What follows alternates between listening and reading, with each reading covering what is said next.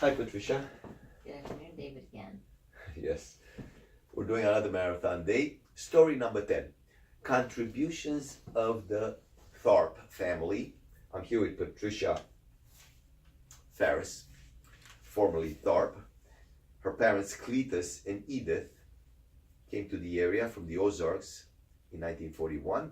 And Patricia is going to briefly explain to us a kind of a summary, walk us through living history, life stories with Patricia Farris today, April 18th, 2018, on a beautiful Wednesday afternoon. So please enlighten us, give us a walk in history lane with your parents and what they contributed to this wonderful oasis, Ridgecrest in Inyoker, Southern California.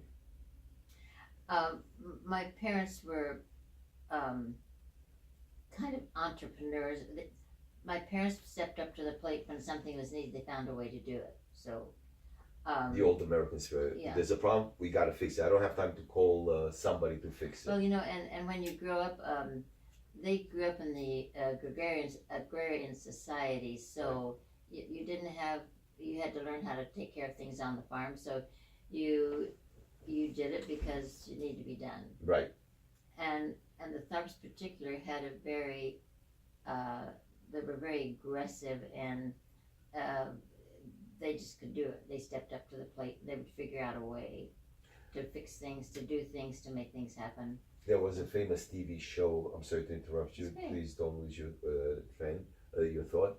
There was a TV show a year or two ago where a contemporary family, tried to live for a week or 2 weeks exactly under the conditions of the 1880s, and it was like a competition. Who can survive? Like Survivor. Yeah. Do they have that show? This was with families trying to relive exactly with the lifestyle and no electricity, to try to see who can handle this and who cannot live under those conditions. And it was an amazing insight on how difficult it was to live every day.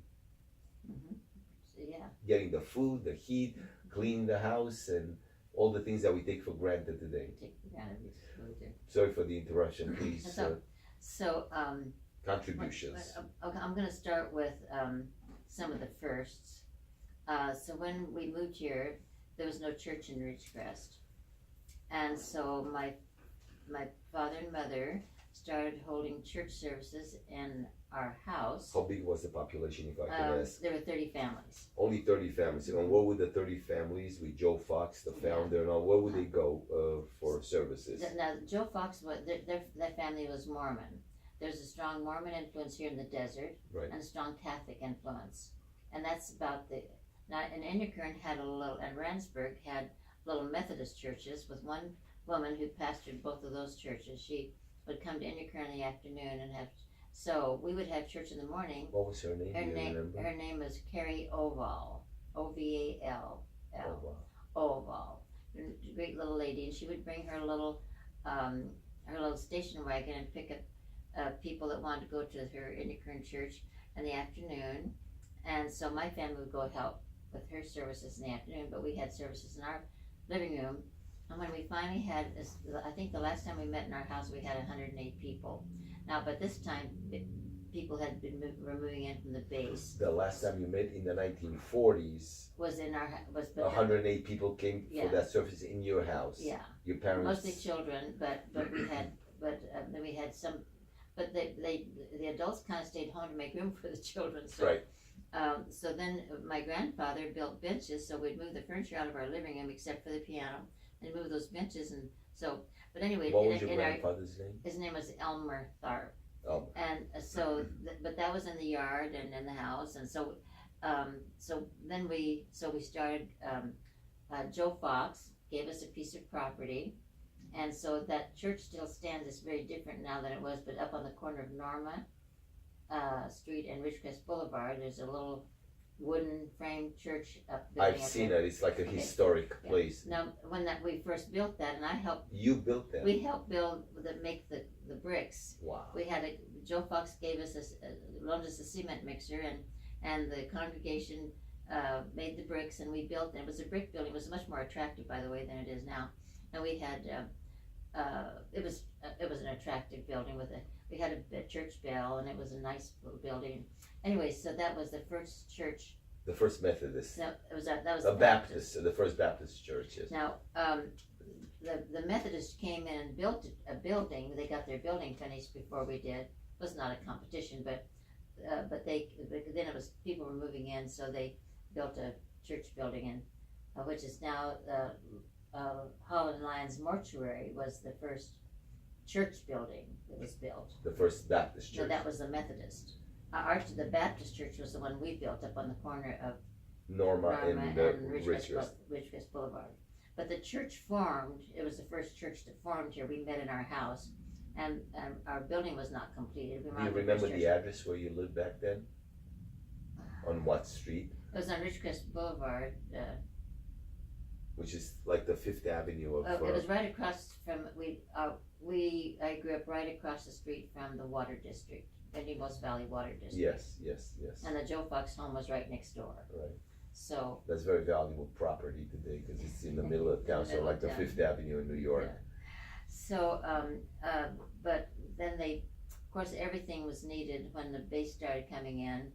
So my dad started the first shoe repair shop, and they started the first furniture store, and started a little drive-through restaurant.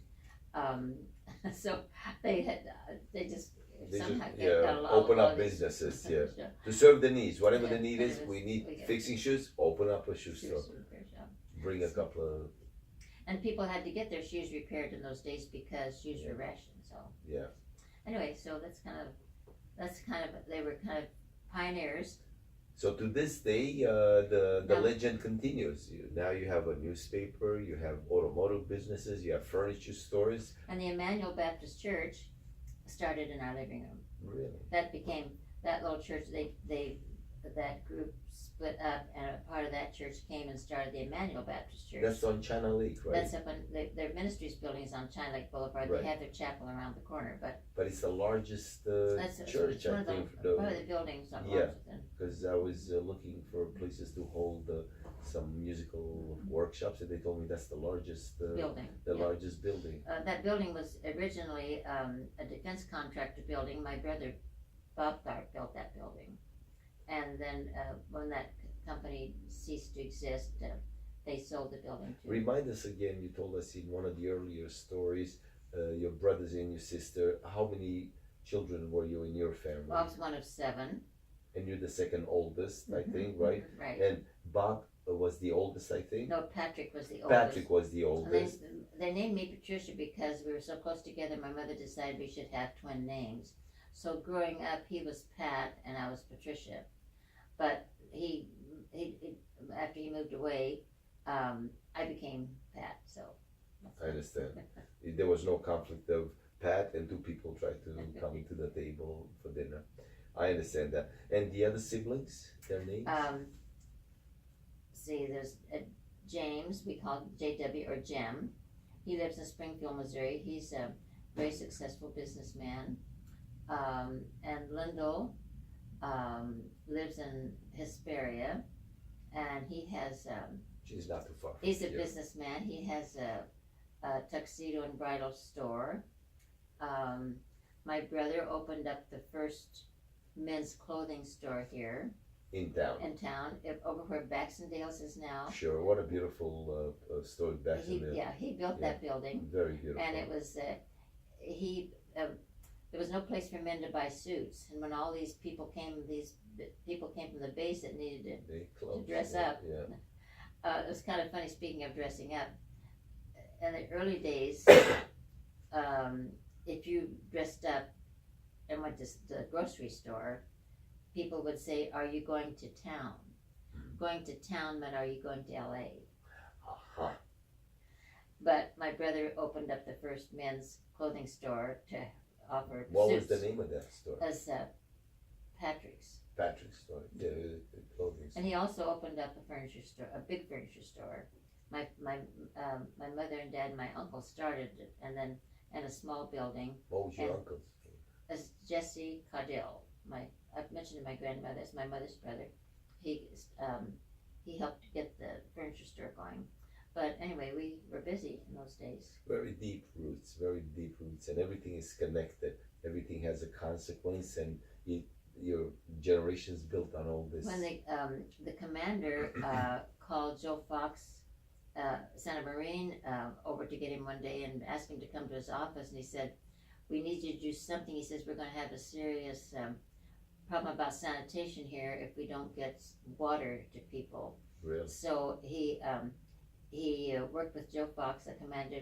So Joe Fox had a lot of land, so he sold lots for $15 a lot. How big is the lot at that time? I don't remember. It wasn't. A couple but it was of a pretty acres, good. yeah. It probably wasn't that big, but it was a size to build a nice size to build a home on. And so my dad said, "Well, Joe, why don't we put water lines in and sell them for $25?" So my dad and Joe Fox he would sell lots in the daytime, and then my dad and Joe Fox at night would lay water lines. So because your father was a metallurgist, So that's kind of how the little town got on its feet. So basically, you're part of the founders of this town, if we can say so. Correct me. I visited the USO where they have the museum, and I read wonderful thing.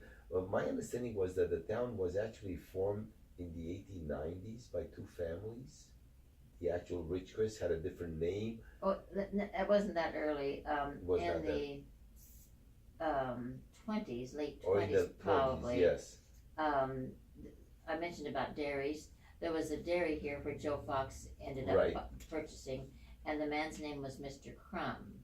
Mr. Crumb. And they called it Crumbville. Crumbville, and it lost to this other lady who proposed the name Ridgecrest because he reminded her of a city called Ridgecrest, either in Missouri. Well, then when it came time to get this was then in the 30s, after Joe Fox had bought the place and had turned it into this nice ranch.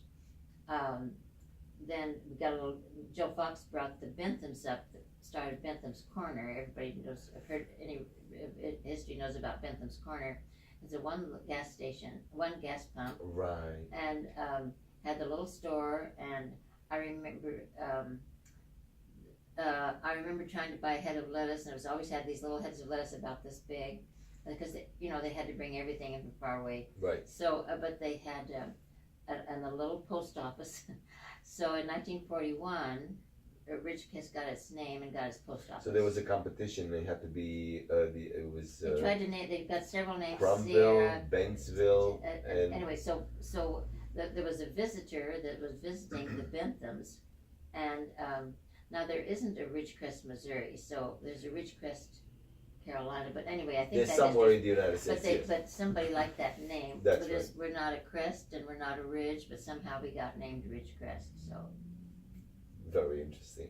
Well, thank you very much for sharing. This is another lesson in history. We're talking about the contributions of the Tharp family, and here we go, reliving the past, bringing it to life with wonderful tidbits that I don't think anyone in this world has recorded anywhere. So we're very fortunate to speak with Patricia Farris. Thank you.